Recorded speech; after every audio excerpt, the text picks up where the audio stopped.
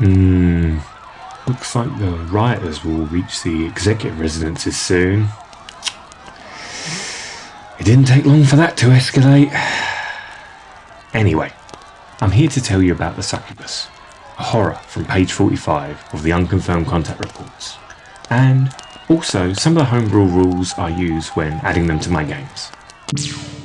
At first glance, they look just like ordinary people, but when they're together, you'll notice that they all have the same face. They're not aliens, but they're definitely not human.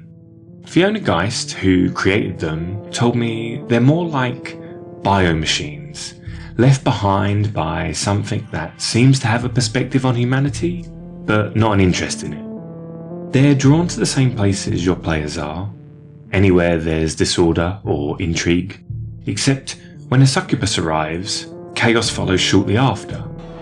Secret research gets stolen, datasets get corrupted, and sometimes they just spark outright insurrection.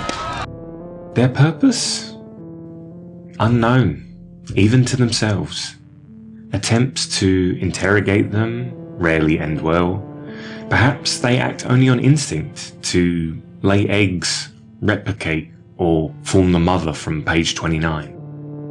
If you're interested in running a session with a succubus, and some of the homebrew rules I'll describe a bit later, I've actually teamed up with And Tomorrow Games to write a one-shot that features something similar.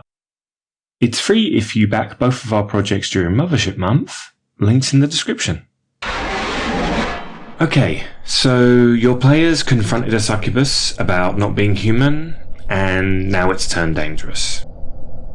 Well, with AP5 skin, it's impervious to attacks that do under 5 damage, and it can tank 3 wounds just like the Incubus or the Belladonna, which are killing machines. But the real threat is their unarmed strikes. Each one does 3d10 damage. Holy moly, that is the same damage as a frag grenade, with just their bare hands. Like, no need to smuggle in a weapon, they can just walk in anywhere and be like, "Oh, hello Mr. Ambassador, pleased to meet you," and then BAM!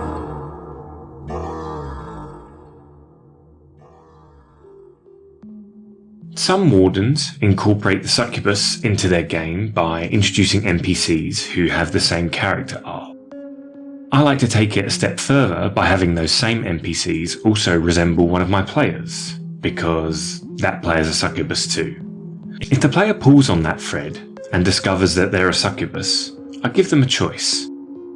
They can either reject that notion, and we'll drop it right there, or they can embrace it, and I'll give them the succubus stats we mentioned earlier, such as the 3d10 unarmed damage, the 3 wounds, and the AP5 skin. But it comes at the price of receiving secret objectives from the Warden, which incur penalties if not completed. Each new objective grows more chaotic, starting with something small like just trying to hide an egg, and ending with something much more dangerous like trying to burn down a financial exchange or something.